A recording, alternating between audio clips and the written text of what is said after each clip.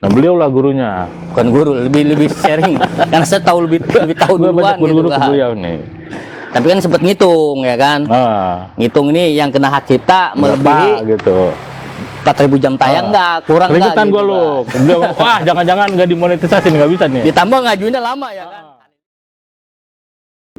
Nah tapi kalau Kang Ugas sendiri, Kang Ugas itu inget KPJ, Kang Uday sendiri nih, Mang Uday sendiri nih, awal tertarik sama bikin YouTube apa sih yang bikin tertarik itu apa gitu? Nah pertama dulu waktu saya sebelum ke konten YouTube ya, saya kan miara ikan hias tuh di rumah. Ikan hias. Kayak ikan koi, ikan cupang, gapi gitu kan. Gapi. Nah dari situ sering belanja ikannya keluar. Keluar mana? Keluar Contoh angkas? ke Parung Bogor. Di sana terkenal dengan ikan-ikan yang bagus ya kalau nggak salah ya. Kedua ke Jatinegara, pasar ikan hias Jatinegara. Ketiga ke pasar ikan hias di Gunung Sari, Jakarta Utara. Nah pas ke situ kayak ke Parung, ke Jatinegara maupun ke Gunung Sahari Jakarta Utara, itu banyak anak-anak YouTuber, penghobi ikan yang bikin konten. Jadi sekalian dia belanja ikan, bikin konten. Nah di situ kepikiran tuh. Wah dari situlah Kang Ugas, termotivasi akhirnya ya kan. Kenapa enggak nih gue bikin konten juga sambil belanja, sambil bikin konten gitu kan. Berarti, maksudnya belanja bukan buat jual, belanja ya kita paling berapa biji buat di rumah, buat di rumah bukan buat dijual lagi. Nah di situ tertarik ya. Ngomonglah ke bini, mah gue mau bikin konten ikan juga kalau sambil belanja. Ada hal aneh nggak ya celutukan dari istriku mau bikin konten? Enggak sih, kebetulan dia juga sering nonton YouTube ya. Sering nonton YouTube apa aja lah, kayak ikannya segala macam di rumah kan. Tapi nggak nyinyir kan ya? Enggak, ya udah kenapa nggak bikin, mudah ini kan pakai handphone juga jadi. Ya udah awalnya kan gitu. Nah ketika kita ke Parung untuk yang kesekian kalinya bikin konten lah sama istri. Turun dari mobil kita ambil gambar sampai masuk ke pasar ikan. Tapi awalnya masih malu-malu gak tuh? Sambil malu-malu lah kan, namanya pemula kan, biasa. Wajar lah ya. Grogi gitu kan, sama. Ya tapi akhirnya dengan berjalan dengan sendirinya ya, ya alhamdulillah kita tanya-tanya ke pedagang, terus kita review harga, review jenis ikannya gitu kan, dan diedit lah di rumah tuh, lumayan penontonnya meskipun nggak terlalu banyak, paling sekitar cepet ya 200 lah. Masih sedikit, wajar karena kan barulah ya baru ngambil gambarnya masih goyang segala macam, ngeditnya juga belum begitu mahir ya kan ya. Nah keterusan tuh ikan itu kalau nggak salah baru beberapa kali langsung Lebak kena pandemi corona. Akhirnya bingung ya mau bikin. Bingung karena memang ada aturan, kita kan dilarang keluar ninggalin Lebak kan waktu itu. Betul. Karena pandemi corona itu kan. Nah pakem lah di situ tuh. Nah gue mau bikin apa lagi nih, keluar nggak bisa. Kemana-mana nggak bisa, ya akhirnya bikin konten hal-hal unik yang ada di sekitar lingkungan kita aja, diterusinnya gitu. Berarti setelah karena bingung ya, udah ini bingung nih, dulu kontennya tadi pengen bikin konten ikan tapi terbentur sama namanya COVID-19, pandemi corona, dan bingung. warga Lebak dilarang keluar, terus Agut kebingungan mau bikin apa lagi, keluar Lebak nggak boleh. Akhirnya kan kita dibatasin ya, kegiatan dibatasin. Akhirnya, itu tadi ngambil gambar atau bikin konten yang ada di sekitar lingkungan kita aja. Tapi itu jauh lebih bagus. Jadi minimal ya Mang Uday ini ya mengeksplor kebudayaan. Tadinya ragu bang. Tadinya ragu. Ini kira-kira banyak nih pangsa pasarnya bagus nggak nih sih gitu kan. Cuman lama-lama karena ya mungkin cara ngambil gambarnya bagus, cara ngeditnya bagus, ya alhamdulillah. Penyampaian dari konten tersebut juga mungkin ya orang lebih seneng gitu ya kan. Detail lah secara penyampaian. Nah akhirnya sekarang ketika kita mau bikin konten apapun bukan ikan hias nih, jadi nggak kembali ke dulu lagi, jadi malas, nggak tertarik karena keenakan yang udah sekarang ini yang jalan gitu. Gitu. Jadi mungkin jauh lebih mudah ya kan ya. Pertama dari segi biaya. Dulu kan kita kalau ke Parung Bogor atau ke Jatinegara ataupun ke Gunung Sari udah pasti kan modalnya udah lumayan. Satu ongkos ya kan, bensin, tol, rokok, makan ya rokok kan? Belum kalau sama keluarga nih. Itu makan kita berapa kan udah ketahuan makanannya berapa tuh kan, ongkos berapa ya.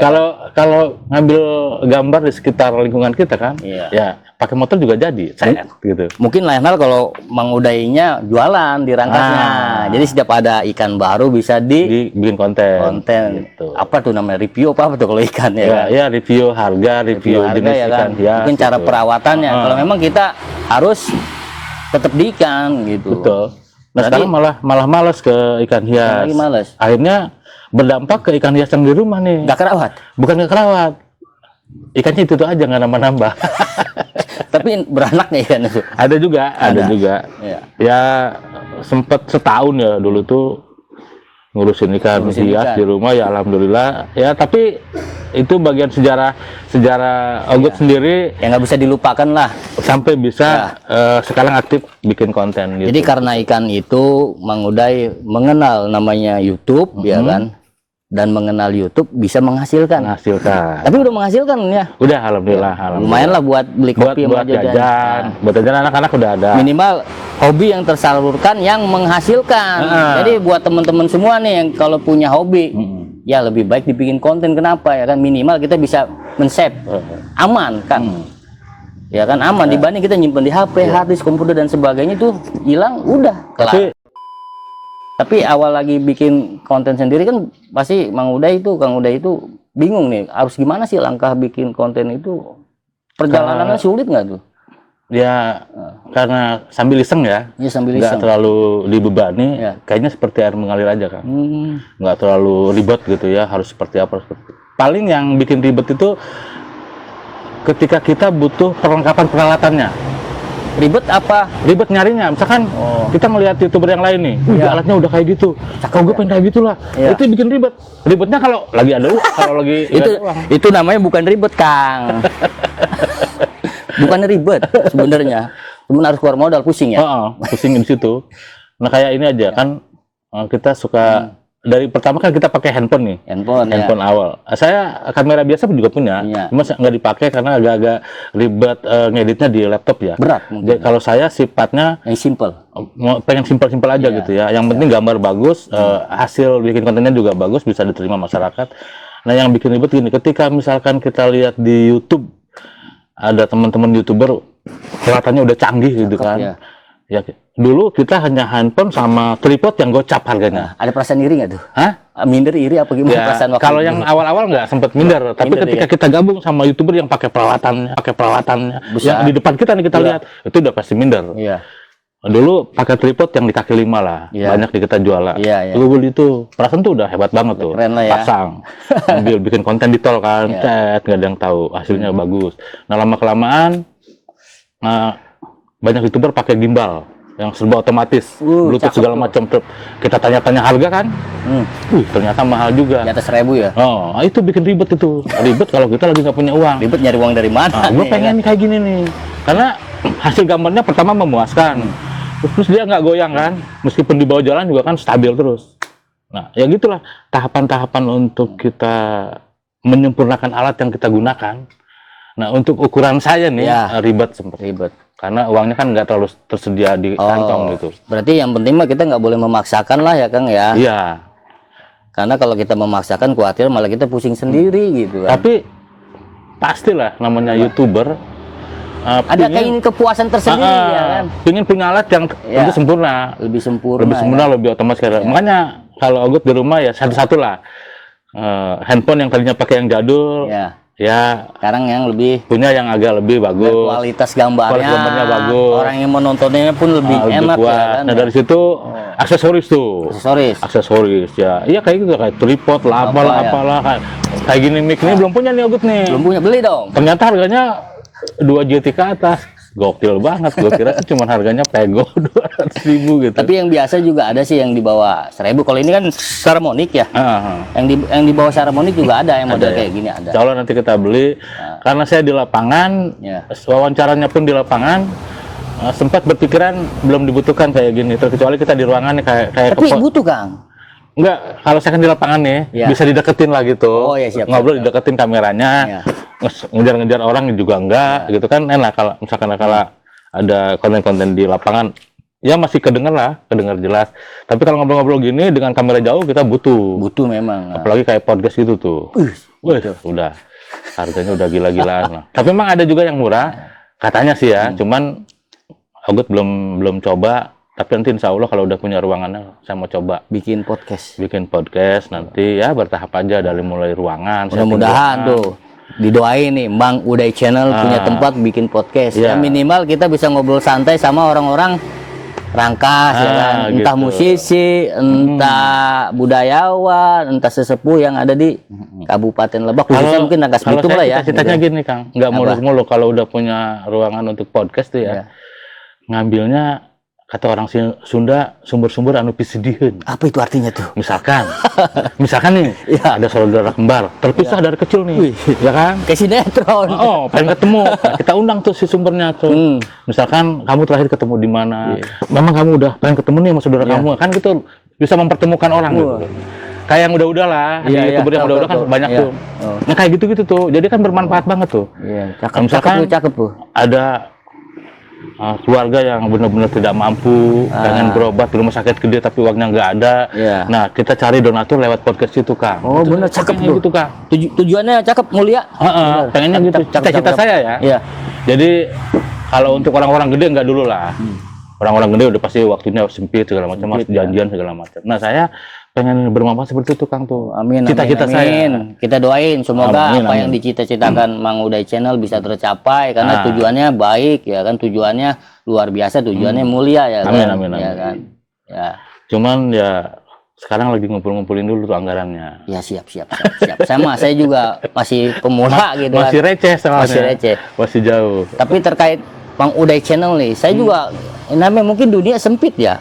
Saya kenal Mang Uday Channel itu melalui sosial media kalau nggak salah kita ya kan. Padahal rumah dekat ya. Rumah dekat. Jarak rumah kita dari rumah Akang ke rumah saya paling 4 kilo ada nggak? Ya sering saya lewatin kalau ke rumah mertua itu di Cirende. Sekitar 4 kilo, tapi kenal di sosmed kita ya.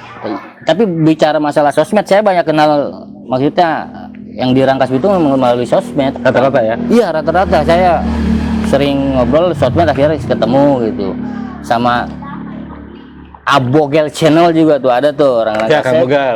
Itu saya juga, saya juga kenalnya melalui sosial media, ketemu nongkrong bareng gitu kan. Sama YouTuber yang lainnya juga sama. Rata-rata yang memang melalui sosial media. Sangat bermanfaat sosial media, bukan sekedar kita menunjukkan sesuatu mewah di sosial media, tapi kan minimal ada hal positif yang kita dapat dari pertemanan, persahabatan kan, yang jauh lebih baru lagi gitu. Malah itu bisa menjadikan pengalaman buat kita soal konten YouTube aja. Iya. Ketika kita kenal kan, saya juga banyak pelajaran dari Akang, banyak ilmu-ilmu baru yang saya dapat dari Akang. Apa itu ilmu? Ya, soal ini pengetahuan di seputar konten YouTube gitu kan. Saya kan banyak nanya ke Akang dulu. Ya, apalagi saya untuk terjun ke dunia YouTube ini kan di bawah Akang jauh. Makanya ketika ketemu saya banyak nanya, Kang, ini gimana sih monetisasi gimana? Kan saya juga banyak nanya. Nah, itulah manfaatnya ketika kita ketemu dengan teman-teman baru di lingkungan kita ya. Ya minimal bisa menambah wawasan buat kita, bukan hanya soal untuk konten YouTube aja, tapi kan pengalaman wawasan luas soal hal-hal lain. Iya, benar. Kan berguru itu bukan hanya di sekolah. Betul. Sama teman juga kita bisa berguru. Tapi kenapa saya pengen ngasih tahu Mang Uday? Kenapa, tahu nggak? Nggak tahu saya. Karena saya dikasih tahu sama orang lain. Kalau saya tidak mengamalkan ilmu, saya pelit. Gitu. Dolim saya sama diri sendiri. Ya karena saya bukan dari diri saya sendiri tahu tentang YouTube. Saya juga banyak tanya sama orang lain. Saya juga banyak tanya sama YouTuber yang memang sudah berjalan lama gitu. Kalau saya nggak mengamalkan apa yang saya tahu, ya dolim saya sama diri saya gitu. Ya berbagi ilmu lah ke sebanyak orang. Lebih sharing sih dibanding mungkin bukan berbagi, share lah. Mungkin yang kita nggak tahu orang lain tahu gitu, yang orang lain nggak tahu kita tahu, saling berbagi gitu kan, berbagi pengalaman. Tahu nggak lo? Gue sering pulang pergi ke rumahnya beliau ini pas ini kan udah masanya dimonetisasi nih. Ya tuh, bingung tuh. Udah 4.000 jam tayang. Lebih kalau nggak salah waktu itu lebih. Udah lebih. Saking gue nggak tahunya lo, sering bolak-balik. Kang, pasti di mana kerja? Nanti malam bisa ketemu nggak? Bisa. Sering gue konsultasi. Kang, ini gimana nih? Ini kayaknya udah memenuhi syarat ini kalau ngeliat. Paling kebingungan ada hak cipta waktu itu. Wah, iya. Gue pakai anak-anak kayak Rido lagi nyanyi pakai lagu orang misalkan, gue ambil gambar aja kan seenaknya. Terus ada juga vokalis Hadi yang suka sering sama Rido tuh, kita ambil gambar waktu dia show. Nah, ternyata itu kena hak cipta. Nah beliau lah gurunya, bukan guru, lebih sharing. Karena saya tahu lebih tahu duluan gitu kan. Beliau nih. Tapi kan sempat ngitung ya kan, ngitung ini yang kena hak cipta melebihi gitu. 4.000 jam tayang nggak, kurang nggak? Keringetan Gitu, gua lu. Udah, wah jangan-jangan nggak dimonetisasi, nggak bisa nih. Ditambah ngajuinnya lama ya kan, kali libur. Kalau saya mau cerita cepat, tapi Mang Uday lama kok dapat email balasannya. Sempat deg-degan juga. Tapi ya, alhamdulillah berkat kesabaran, berkat petunjuk beliau ya akhirnya. Tapi yang lebih penting berkat juga. Tujuan baik dari hati Mang Uday yang pengen bertujuan tadi bikin podcast mempertemukan seseorang. Gitu. Jadi jauh lebih penting itu kayaknya. Tapi sekarang subscriber kayaknya udah banyak nih. Subscriber sekarang baru nyampe 6.800-an. Nah, itu ya kan. Guru kalah sama anak muridnya. Saya baru 5.000. Mang Uday udah 7.000 gitu. Emang rata-rata. Gurunya Pak Jokowi mungkin masih jadi guru, tapi Pak Jokowi udah jadi presiden. Gitu. Tapi luar biasa memang perjalanan ya. Tapi kalau menurut saya karena kan Akang masih sibuk ya. Sibuk saya kerja. Dia tiap hari kerja, kadang Minggu, Sabtu ngambil lembur. Kalau ada. Jadi kalau konten mungkin lebih banyak saya kali sekarang ya. Mungkin ya. Sepertinya seperti itu. Kesininya. Total video yang karena beliau ini kan orang kerja. Gimana mau bikin konten orang lagi kerja gitu ya, kan. Mau bikin konten di pabrik takut. Nggak boleh lah. Akhirnya bukan saya yang hebat karena mungkin waktu jam tayang video saya lebih banyak, terus bikin kontennya lebih banyak, waktu juga lebih banyak, mungkin itu kali kan. Jadi peluang waktu untuk bikin kontennya jauh lebih banyak. Ya, akhirnya wajar kalau subscribernya sekarang lebih buru. Karena gitu. Mang Uday ini ada di jalan. Ada di jalan. Kehidupannya di jalan Mang Uday ini. Jadi saya itu Ali Topan, anak jalanan. Ya, jadi sambil bawa stiker tempel di angkot, jangan lupa subscribe.